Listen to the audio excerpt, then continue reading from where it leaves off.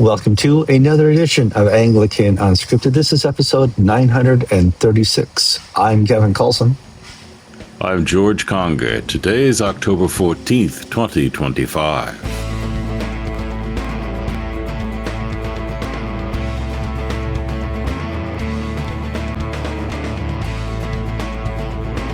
All right, welcome to another episode of Anglican Unscripted. We're so glad you could be here. No, this is not my studio, my RV.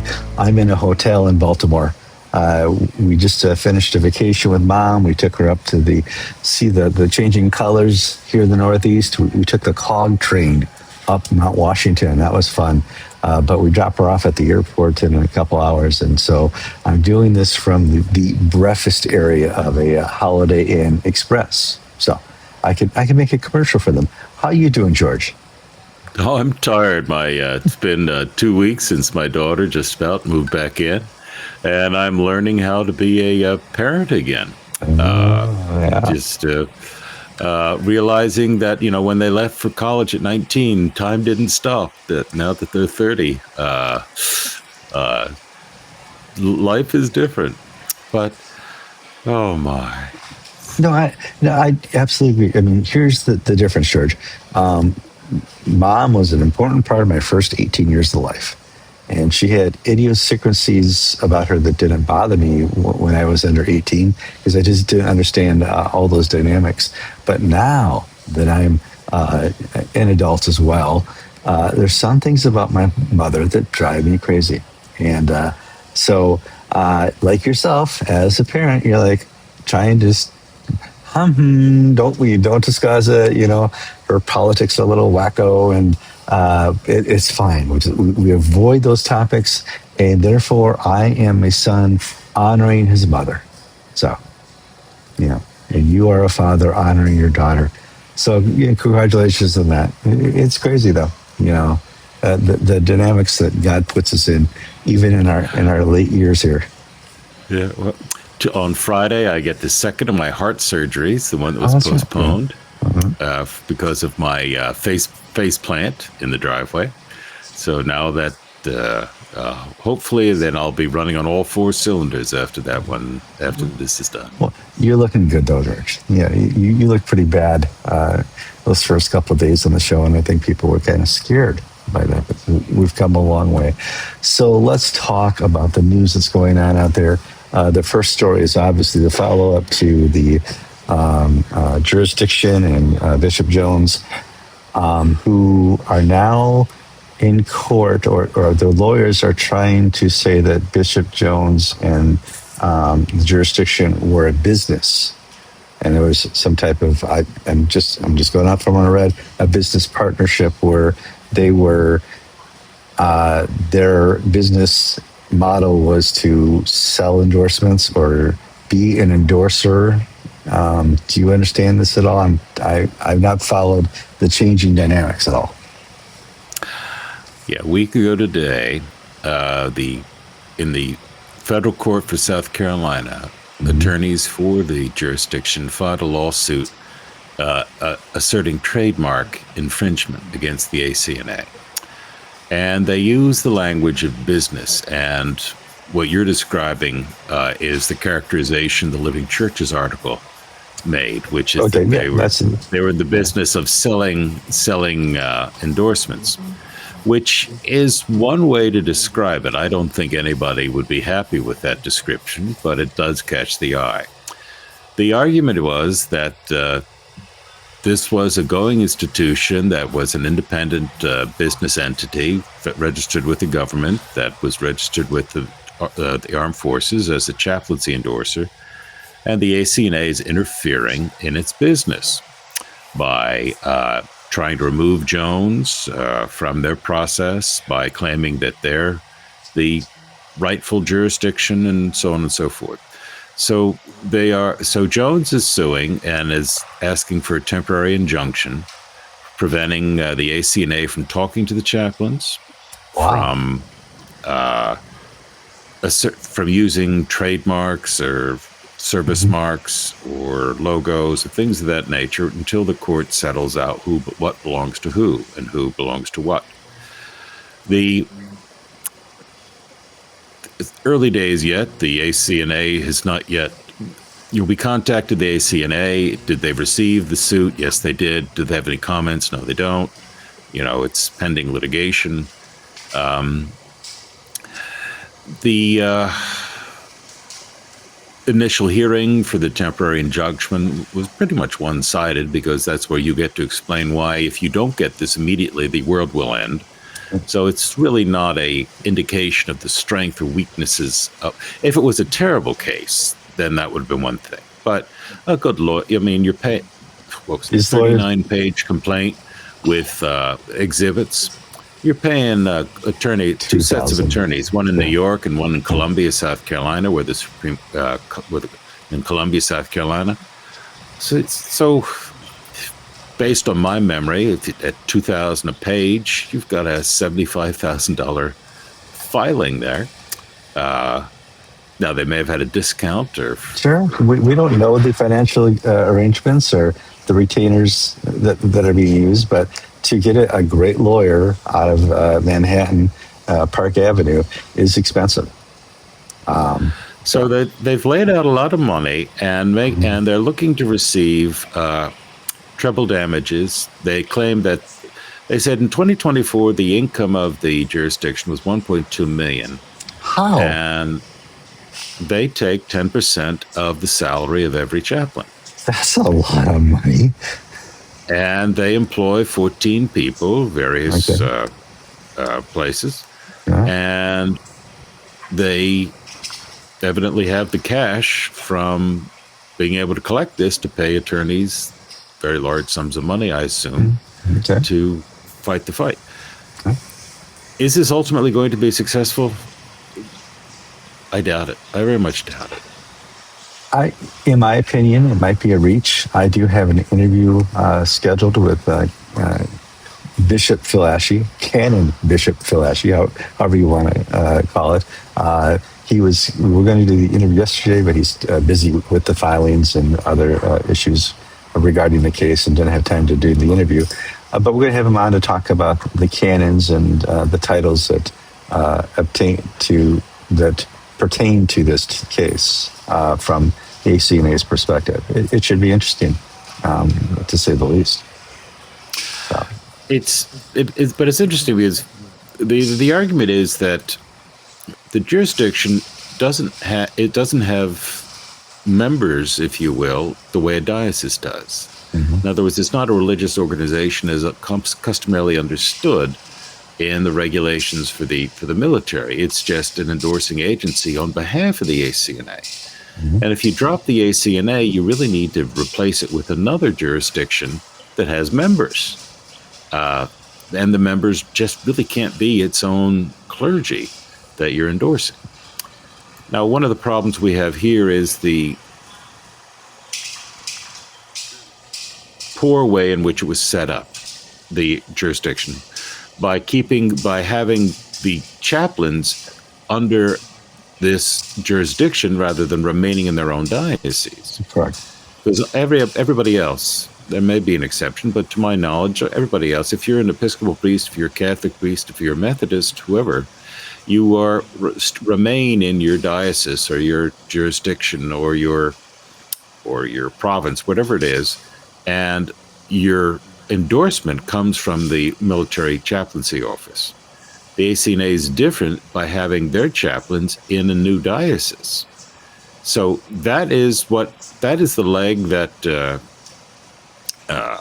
Derek Jones can stand on by saying, these are my people in my diocese. Mm-hmm. So there was a mistake originally in this formation of the jurisdiction. Wasn't probably noticeable or fatal at the time, but it's now come back to bite them as to why everybody else has done it differently. Now we see why. Okay, now we understand, yes. No, it's one of those dynamics that early in the ACNA's formation, we had to gather the kittens that were crawling all over the place, and some deals were made. And up until this point, the jurisdiction was doing an amazing job. And if it ain't broke, don't fix it.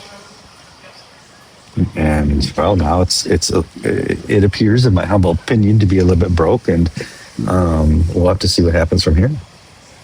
Yeah. And it looks like, based upon what the pleading says, it looks like they've lost most of their congregations, and looks like a majority of the chaplains have gone to the ACNA.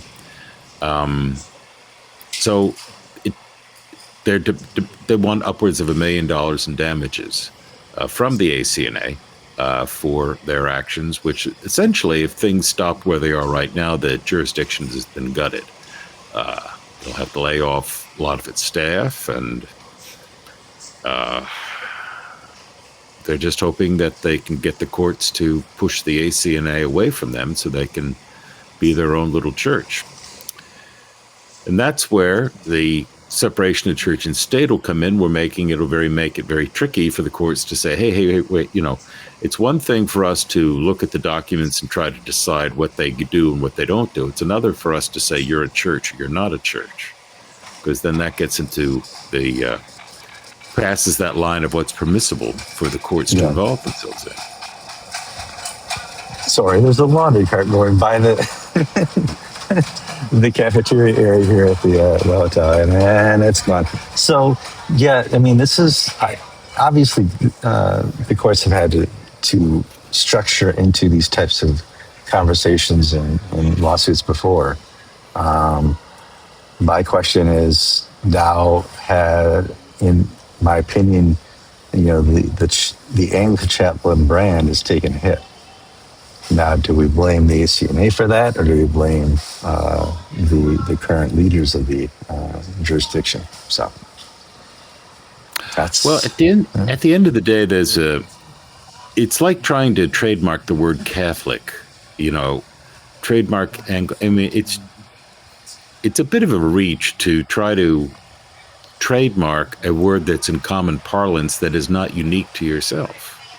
I mean, there are Anglican chaplains in every country. There's an Anglican church. How can you basically say we are the only Anglican chaplains? It doesn't work.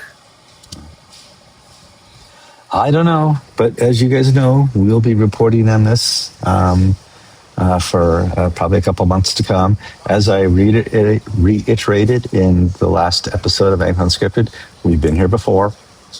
And eventually, this settles out with, like Bemia, Chuck Murphy taking a few people with him outside of the ACNA. I would say that the jurisdictions could take a few chaplains with them outside the ACNA and have a loyal entity out there. But in large stance, we're just going to see Anglican chaplains who love the ACNA migrate into it. They're already technically endorsed by the ACNA, but there's a lot of great reasons to stay. It is what it is, George. Let's move on to some more news. You sent me the list, and I'm going to pull it up here. And I'm using my remote computer here, so not everything is at my fingertips. I'm looking down at the screen, not up at the screen. It's a little bit uncomfortable, and I have people staring at me because we have a studio audience, apparently. Okay, we have the fallout from the Sarah Maali appointment to be the new Archbishop of Canterbury. Now, you say fallout. The fallout was in the first 4 or 5 days. How are we still reporting on this now? Well, what we're reporting is that there's nothing to report. In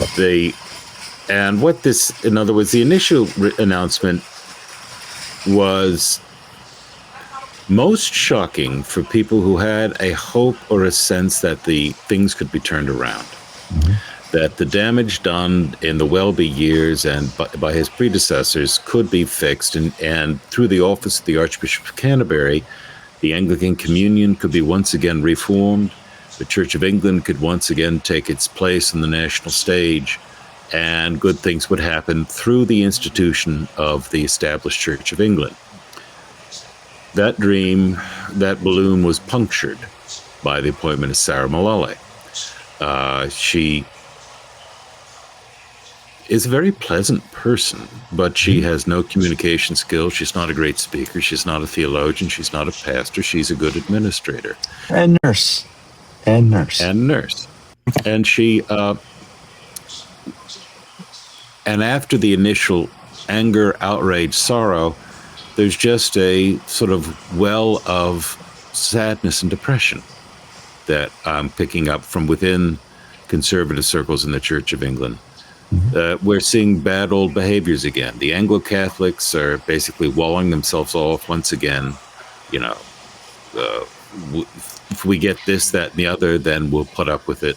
The evangelicals are saying, well, what are we going to do? Making noises. But then they start to fight amongst themselves, where some say, well, she's not worse than Welby, and we can work with her. Others are saying she's much worse than Welby because she openly doesn't believe what we believe. So there's no united front. There's no common cause. And on the international scene, the international group, apart from a closest between GAFCON and the Global South that wasn't there before, caused by this. We've not seen any moves to capitalize on this, to build a united front internationally. And as time passes and communications become less and less in the aftermath, we'll see people chart their own course in relationship to the new Archbishop in the Church of England. So it's interesting, Cardinal Kirk Cook, who is the head of the dicastery for basically dealing with non-Catholic Christian groups in the Vatican, essentially said he made the announcement, he made a speech before the appointment of Sarah Mullally, but it's entirely appropriate. He's basically saying there's no there now in ecumenical relations. There's no real hope other than, well, let's just try to agree on a few things that we agree on, and let's not really worry about what we had hoped for, which is corporate reunion. Yeah, that's done. That's the way things are right now. That's never going to happen. And so we might as well just try to find a way to be polite to each other. Internationally, I would say 80% of the Anglican Communion is disappointed with the appointment of Sarah. 70% outright reject it. Maybe 65% outright reject it. And so, as far as what the goal of appointing her was, I don't know. If it was to finally bring GAFCON and the Global South together, they did great. Your goal has been achieved. If it was finally to redefine a new leadership in the Anglican Communion, you did great. If it was to do what you tried to do with Justin Welby and have somebody become the great unifier, this missed that mark.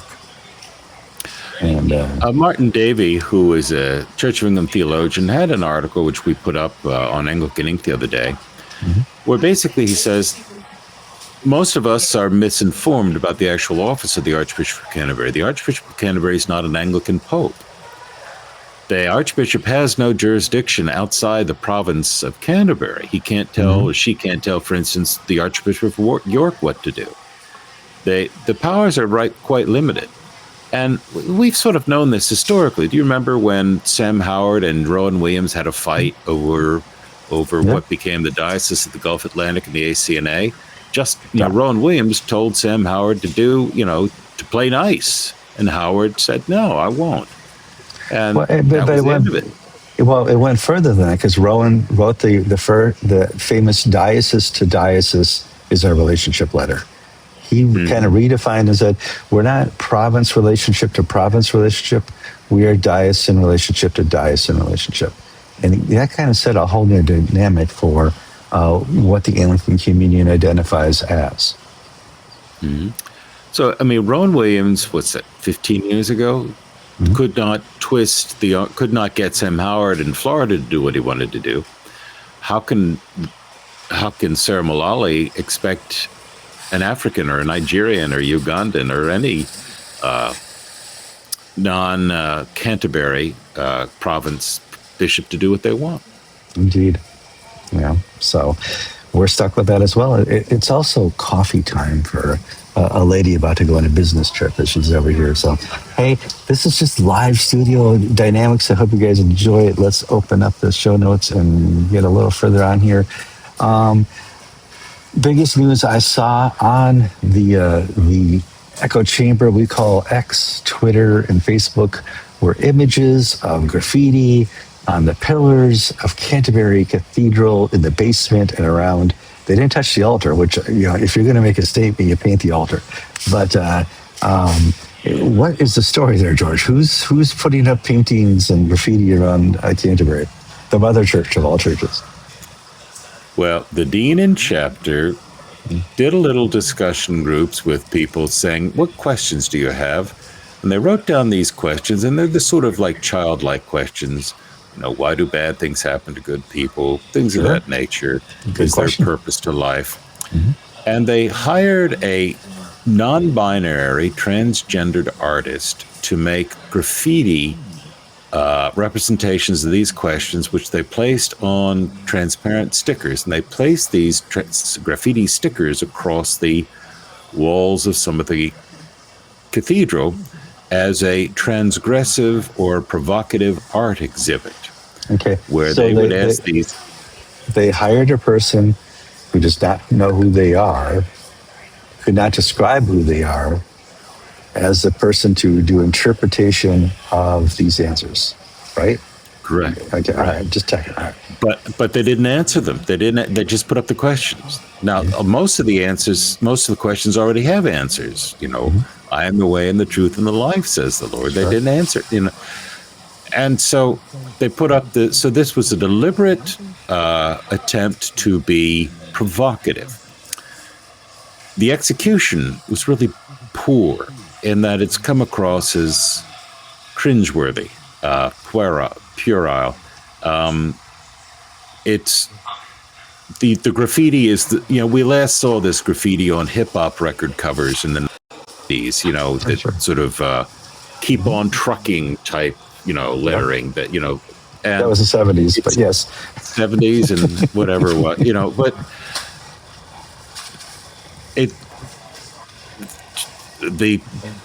there's so many problems with this. First off, they did this so that the marginalized communities of Britain, the brown people, the Punjabis, this, that, and the other would have a voice. Well, first off, the marginalized people of Britain right now are the white native Britons. They're not the immigrants. Second thing, it assumes that these people have no culture other than street garbage. Mm-hmm.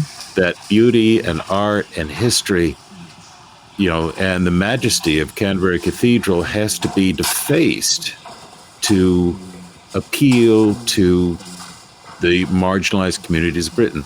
In other words, that ugliness is the defining characteristic of Britain's of the new English, of the new British. I mean, so it's profoundly racist. It's profoundly dismissive of people.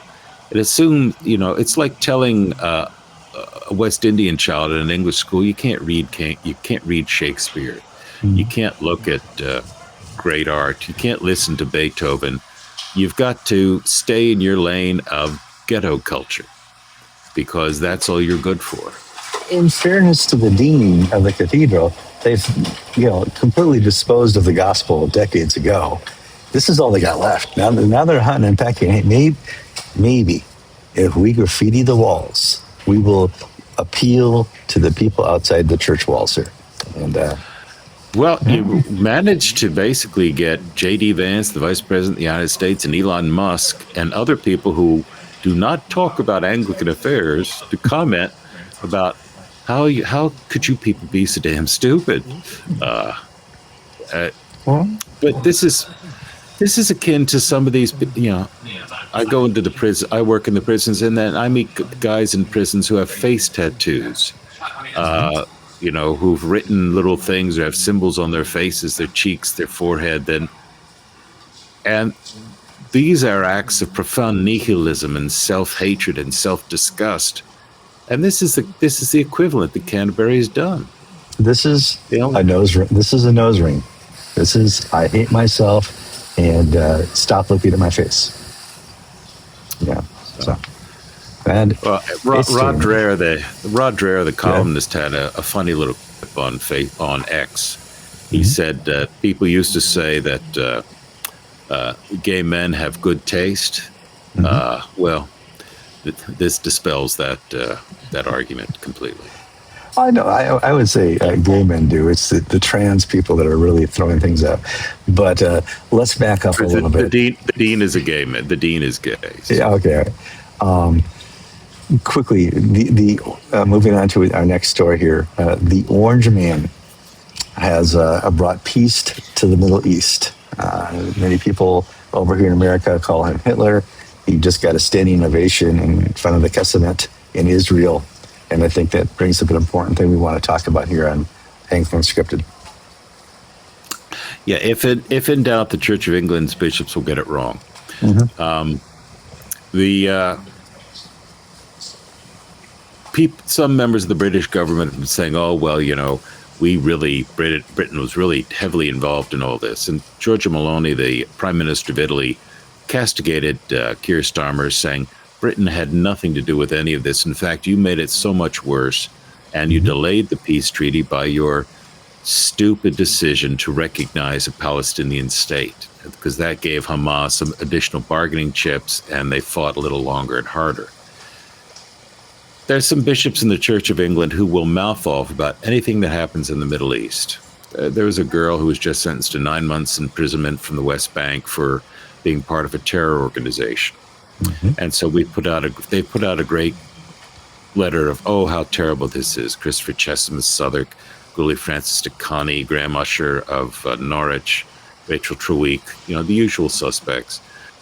They'll say everything and anything about the civil rights and human rights in Gaza and Palestine and Israel, but they will not say a word one, about Britons arrested for tweeting, about the two-tier justice system. And they'll back the wrong political solution, give everybody all the benefit of their of knowledge, and then be shown to be completely, absolutely, utterly clueless and wrong. Mm. No, so, we saw this week that council lady had a 28-page indictment written up against her because she said, I was born and bred, and I forget what town she said, but Gloucester or something like that. Falkirk or something. And I said, what a great statement. Well, a week later, charges are being brought up. How dare you say you were born and bred in this country? We are ashamed of our whiteness. We're ashamed of colonialism, and the shame we shall make sure you are jailed for. So, and the Church of England's bishops are quick to shout out about what's happening in Palestine, but they're silent about what's happening in their own communities, their own countries. Tommy Robinson is having terrorism charges today, and there are people who watch this show who get really wound up when I do not follow the official BBC line that this man is a human monster. I don't know Tommy Robinson. I've never met him. I only know what I've read that he said, because I certainly don't believe the characterization given to him by The Guardian and the BBC. And yet he's on trial for terrorism for refusing to give his password of his cell phone to the police. Mm-hmm. And, you can rape a child if you're a Pakistani immigrant and get a 1 or 2 year term of imprisonment, while if you tweet about that, you can get a 3 to 4 year term of imprisonment if it's deemed to be offensive. And the BBC complained about Ezra Levant, a Canadian independent journalist, being present at the Tommy Robinson trial, live tweeting the proceedings. The BBC, of all people, complained, saying, hey, this guy shouldn't be doing that. And the judge forbade any independent journalist from live tweeting as contempt of court, but it's allowing the BBC. This is state propaganda. This is a Moscow show trials. Dystopian. It's that bad. No, absolutely. And, they have so many examples of when immigrants, I don't know the status of documented or undocumented over in Europe, but they have people coming over by boat, and when they commit a crime, they go before a judge, and the leniency offered immigrants in the last decade is astounding. It is like getting grace from the Lord above for all your sins. But if you are a born and bred person from the UK, you are not given that grace or mercy. You are given the full weight and brute of the courts, George. Yeah, and this is where it comes back to the bishops of the Church of England. This is their job. Mm-hmm. This is their flock. These are their people. And they have gone over to the enemy. Mm-hmm. And there's no self-conscious understanding that they're so out of touch with the vast majority of people in Britain. We read again and again and again that there's a religious revival, spiritual revival taking place in England. And it's actually happening against the bishops of the Church of England. Now, I have to say the bishops of the Roman Catholic Church in England and Wales are just as bad. There are, the hierarchies are just dreadful. They're individual churches where great things are happening. But my goodness, the leadership of Britain, its ruling class has lost the plot. Oh, no question about it. But how can you believe anything Tommy Robinson says? And here's what I go back. I was told that Charlie Kirk was the face of evil. Yet when I watch his videos, I see a completely different man in his videos. Please show me a video where Tommy Robinson, in his own words, is spouting evil. And then I would come over to your side and say, okay, that's wrong. I was not able to find one Charlie Kirk video where he was a Nazi or where he proclaimed any phobia whatsoever. So that's your challenge. We get complaints all the time from some of our audience over in the UK that he is evil. If you think he is evil, please provide evidence other than the BBC that says so. And we're open. We're open to learn more, George. Wikipedia is not. It's not an acceptable source. We know the guy who founded it. if you haven't figured that out right now, it's not unbiased. No. So crazy times. But let's talk a little bit more about the peace accord that happened over in Gaza. First, Trump flew in. The hostages were released from the Gaza Strip. Then Trump went to Egypt and had like states sign an accord.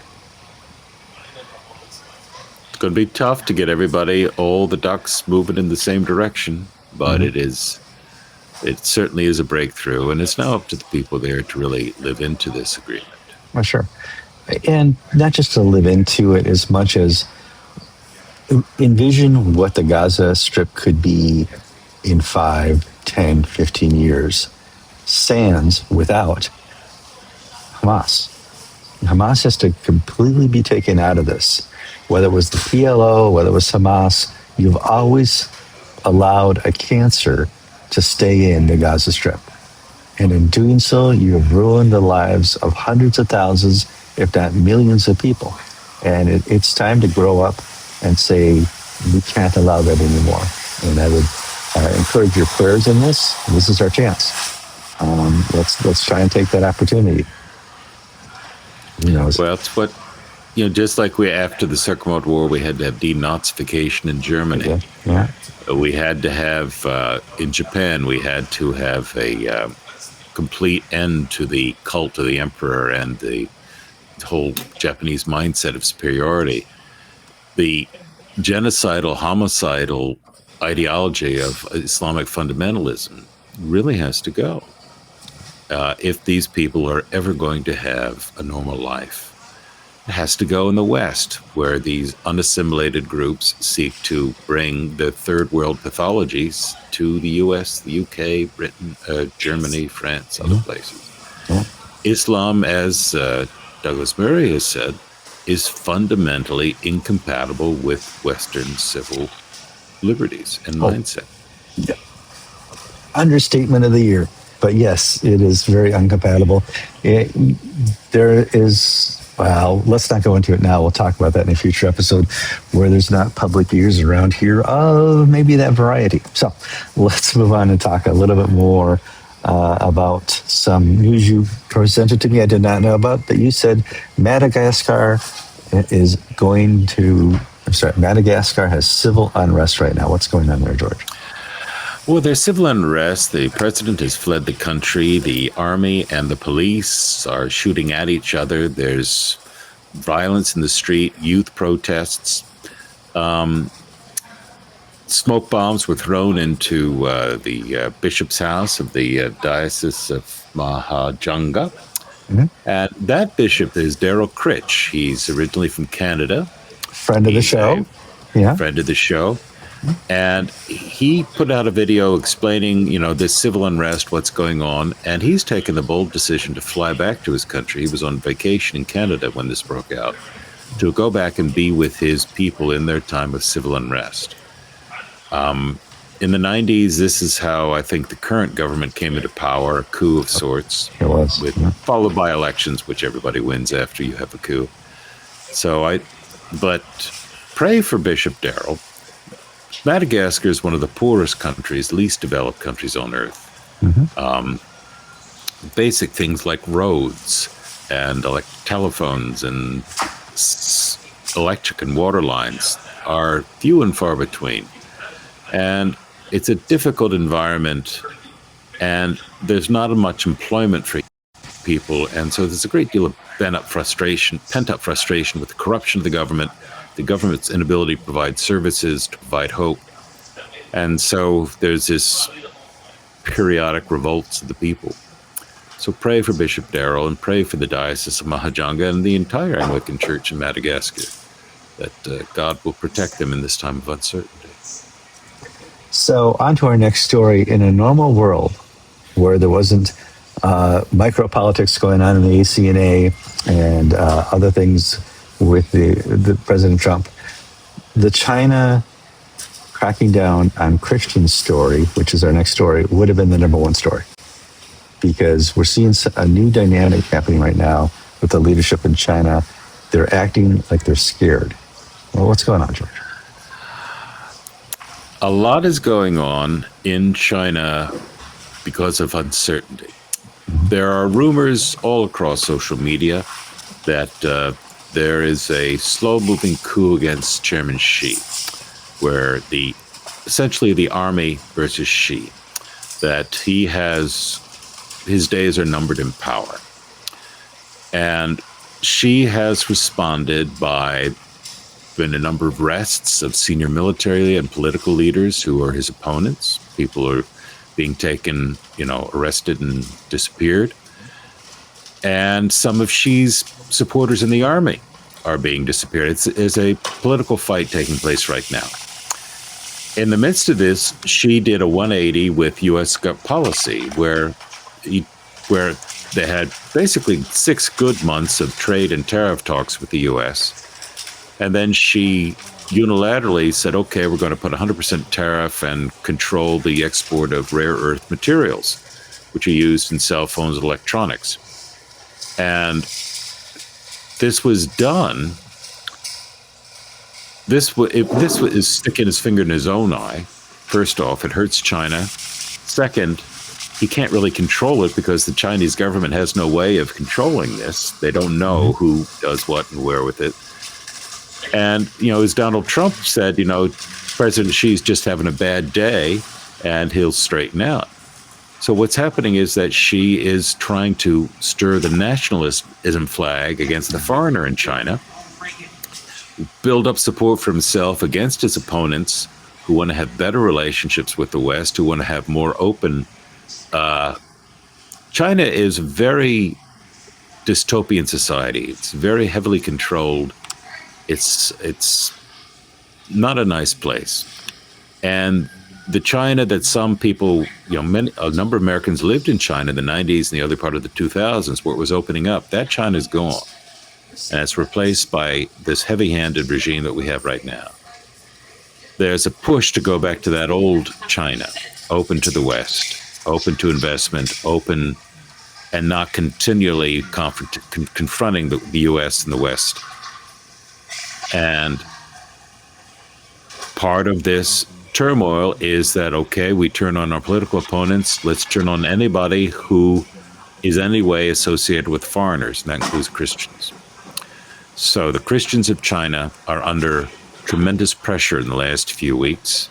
Leaders of house churches have been rounded up and arrested, detained without charge, or detained on charges of treason or disloyalty to the state. leader of the largest house church networks, was arrested this past week.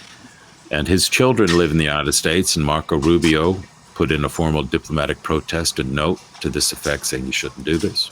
Mm-hmm. So is the crackdown on Christians new? Well, it is new, but what's driving it is this political uncertainty, where she is trying to basically whip up sentiment against foreigners, and unfortunately, Christianity is seen in some quarters of China as a foreign faith. It does. And one of the dynamics is we watched over time, last 20 years, if the Christians were out of sight and out of mind, Xi had no big deal with it, okay? But I would say in the last decade, we've seen more and more he and his government is paying attention, and certainly when there's rumors of anything like this, a future coup, their antenna is up and they're stopping any dissent. And it wouldn't just be the Christians, it would be any religion, but this is not the time to be Christian in China. Yeah, I mean, this follows a series of rules and regulations of, no missionary activity. You cannot have any relations with Chinese Christians the way you once could. No, if you're preaching and it's on social media, it has to be vetted beforehand by the state security. So no online sermons unless they first go through the filter of the state police. No Christian education for young people. No Sunday schools, no children's programs. It's all part of the state's desire to have everything essentially focused on the party and Chairman Xi. Mm-hmm. Crazy. All right, we have covered all the stories. Unless something is breaking out there that I don't know about, I can. We had the Baylor University story. Oh, that's right. So this we get into most trouble, George. Is mention one or two or three seminaries here in America that have Anglican theological degrees attached to them, and all of a sudden we miss one. And when we miss any of those seminaries, we get notes. We are only going to talk about Baylor and maybe mention offhand the top five in our mind. So tell me what happened at Baylor, a Baptist place of all places. Truett Seminary at Baylor University has announced on the 13th, yesterday, that they're starting an Anglican Episcopal ordination track program for people preparing for ordination in the Anglican Church in North America and related churches. Technically also the Episcopal Church, but Matthew Autry, who is a C4SO priest, who is an associate chaplain at Baylor, at the Office of Religious Life, is going to be the interim dean while they get this program started. And it's interesting, the Episcopal Church has seen its seminary shrink and float away into nothingness or consolidate. But evidently, places like Baylor, Stanford University, Gordon Conwell, other non-traditional, non-Anglican seminaries have opened Anglican tracts because of the demand. So the market is responding to the ACNA by creating more seminary opportunities. And Baylor in Texas sees an opportunity to serve the burgeoning Anglican Church in North America market. Yeah. Oh. So it's an interesting development because there you go. There you go. Hey, this is a live environment, as you guys have figured out. And they're looking at me. Oh, he's doing this on. I'm recording something. So there you go. We'll have to see what happens. We've been somehow poaching Baptist theologians over the last year, and I would assume that's going to continue now that you throw Anglican liturgy and Anglican teaching into a seminary. George, I'm Kevin Kallsen. And I'm George Conger, and you've been watching episode, what number is this? 936 of Anglican Unscripted.